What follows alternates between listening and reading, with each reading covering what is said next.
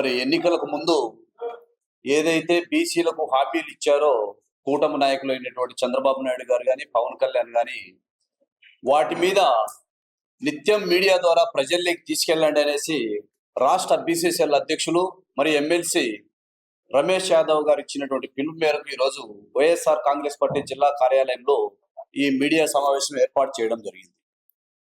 మరి మీ అందరికీ కూడా తెలుసు, ఎన్నికలకు ముందు చంద్రబాబు నాయుడు గారు పదే పదే బీసీలను ఉద్దేశించి బీసీలలో ఉన్నటువంటి 130 కులాల ఉప కులాలను ఉద్దేశించి ఆయన అనేక రకాలైనటువంటి హామీలు ఇవ్వడం జరిగింది. నేను అధికారం లేకొస్తే బీసీల జీవితాల్లో ఎలుగు నింపుతున్నట్టు, మరి నేను ఇచ్చినటువంటి బీసీలకు ఇచ్చినటువంటి హామీలతో బీసీల బతుకులు మారుతాయన్నట్టు హామీలు ఇవ్వడం జరిగింది. మరి ఆ హామీల్లో ప్రధానంగా చెప్పుకున్నట్లయితే బీసీలందరికీ కూడా సంక్షేమ పరంగా చూస్తే 50 సంవత్సరాలకు పింఛన్ ఇస్తా అని చెప్పాడు. మరి రెండో ప్రధాన హామీ బీసీలందరికీ కూడా ఒక అట్రాసిటీ రక్షణ చట్టం మాదిరి ఒక రక్షణ చట్టం ఏర్పాటు చేస్తానన్నాడు. మరి మూడో ప్రధానమైనటువంటి హామీ ఏంటంటే బీసీలలో ఉన్నటువంటి నిరుద్యోగ యువకులందరికీ కూడా రాయితీ రుణాలు మంజూరు చేయడం జరుగుతుంది. తద్వారా స్వయం ఉపాధి అవకాశాలు పెంపొందించినట్టు అవుతుంది అనేసి ఆయన హామీ ఇవ్వడం జరిగింది. మరి 1.5 ఏళ్ల అయింది,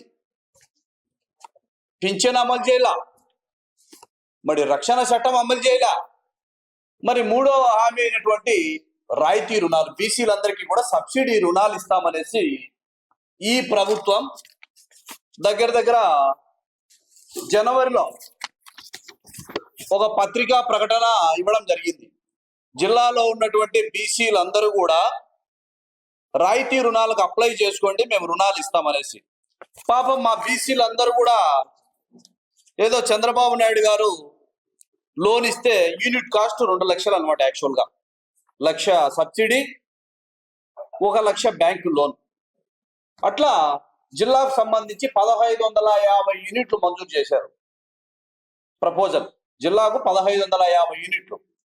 ఈ ప్రకటన నమ్మి పాపం మా బీసీలు అందరూ కూడా చంద్రబాబు నాయుడు గారు లోన్ ఇస్తారు, ఆయన లోన్ ఇస్తే నేను పాడి పరిశ్రమ పెట్టుకోవాలను, ఆయన లోన్ ఇస్తే నేను ల్యాండ్రీ షాప్ పెట్టుకోవాలను, ఆయన లోన్ ఇస్తే నేను ఏదైనా ఇంకేదో కిరాణా షాప్ పెట్టుకోవాలనేసి ఆశపడి అందరూ కూడా లోన్కి అప్లై చేయడం జరిగింది. 21,600 మంది అప్లై చేశారు. వీరిలో మళ్ళా వీరికి ఇంటర్వ్యూ నిర్వహించడం జరిగింది, ముఖాముఖి. ఆ ఇంటర్వ్యూలో కూడా అప్లైదారుల యొక్క బ్యాంక్ ఖాతా వివరాలను మరియు వాళ్ళ యొక్క ఆర్థిక పరిస్థితుల్లో పరిశీలించిన తర్వాత ఎంతమంది లోనుకు అర్హత సాధించారంటే 14,000 మంది. ఈ 14,000 మందిలో మరి తెలుగుదేశం పార్టీకి ఓటేసిన వాళ్ళను, తెలుగుదేశం పార్టీకి సంబంధించిన కార్యకర్తలను మాత్రమే అక్కడ ఉన్నటువంటి ఎమ్మెల్యేలను ఎంపిక చేయడం జరిగింది.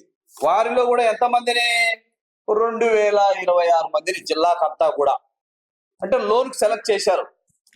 మహాత్మా జ్యోతిరావు పూలే జయంతి రోజున ఏప్రిల్ 12వ తేదీన మీ అందరికీ కూడా మీ బ్యాంకులలో రుణాలు జమ చేయడం జరుగుతుంది అని చెప్తే పాప అందరూ కూడా ఆశపడ్డారు. 11 నెలలు కావస్తా ఉంది, ఇంతవరకు రుణాలు మంజూరు చేసింది లేదు, ఇచ్చింది లేదు. ఇది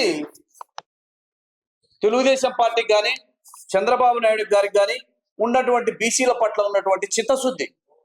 కూటమి ప్రభుత్వం ఏర్పడినటువంటి ఈ 1.5 కాలంలో బడుగు బలహీన వర్గాల పైన దాడులు జరుగుతూ ఉన్నాయి, భౌతిక దాడులు జరుగుతూ ఉన్నాయి, ఆర్థిక విధ్వంసం జరుగుతూ ఉంది, హత్యా ప్రయత్నాలు, హత్యలు కూడా జరుగుతూ ఉన్నాయి. అందుకు ఉదాహరణ అనంతపురంలో లింగమయ్య హత్య. మరి వైఎస్ఆర్ కాంగ్రెస్ పార్టీలో ఎవరైతే రాష్ట్ర స్థాయిలో ఉన్నటువంటి బీసీ నేతల పైన భౌతిక దాడులు జరుగుతూ ఉన్నాయి. ఇది కల్పితం కాదు. నిన్నగా మొన్న పులివెందుల్లో ఎన్నికల క్యాంపెయిన్ సంబంధించి ఎమ్మెల్సీ రమేష్ యాదవ్ పైన ఏ విధంగా భౌతిక దాడి జరిగిందో రాష్ట్ర ప్రజలందరూ కూడా గమనించారు. మరి అదేవిధంగా మొన్న విడుదల రజనీ పైన, అంటే ఏ రకంగా చూసినా ఈ రాష్ట్రంలో బడుగు బలహీన వర్గాలకు సంబంధించి దాడులు, భౌతిక దాడులు, రాజకీయ దాడులు జరుగుతానే ఉన్నాయి. బహుశా చంద్రబాబు నాయుడు గారు ఇంకా అనుకోవచ్చు, ఎలక్షన్ అయిపోయింది, ఇంకా బీసీలతో మాకేం పని లేనేసి. ఈ రాష్ట్రంలో ఉన్నటువంటి ప్రజలందరూ కూడా గమనిస్తా ఉన్నారు. గత ప్రభుత్వంలో జరిగినటువంటి మేలు, ఈ ప్రభుత్వంలో జరిగేటువంటి మేలు బాగా ఆలోచిస్తా ఉన్నారు. గతంలో చూస్తే జగన్మోహన్ రెడ్డి గారు బీసీలకు సంబంధించి సామాజికంగా, రాజకీయంగా, ఆర్థికంగా ప్రత్యేక శ్రద్ధ పెట్టాడు. మరి తెలుగుదేశం పార్టీ చెప్పినట్టు తెలుగుదేశం పార్టీ బీసీల పార్టీ, బీసీల భుజాల మీద పుట్టేటువంటి పార్టీ అని చెప్పి సామాజిక న్యాయం అని చెప్పేటువంటి కల్పితం అదంతా కూడా. మరి ఆ కల్పితాన్ని ఆచరణలో నిజం చేసి ప్రతి 5 సంవత్సరాలకు జరిగేటువంటి సాధారణ ఎన్నికల్లో తెలుగుదేశం పార్టీ చేయనటువంటి సాహసం మా నాయకుడు చేస్తా ఉన్నారు. అత్యధిక భాగం ఎమ్మెల్యేలుగా బీసీలకు అవకాశం కల్పించాడు, చట్టసభలకు ఇచ్చాడు. మరి ఆ విధంగా ఎమ్మెల్సీలు ఇస్తా ఉన్నాడు, మరి రాజ్యసభకు పంపాడు. మరి అది కదా సామాజిక న్యాయం. 56 కార్పొరేషన్లు ఏర్పాటు చేసి చైర్మన్లు చేశాడు, డైరెక్టర్లు చేశాడు. ఇది నిజమైనటువంటి సామాజిక న్యాయం. కాబట్టి ప్రజలందరూ కూడా గమనిస్తా ఉన్నారు.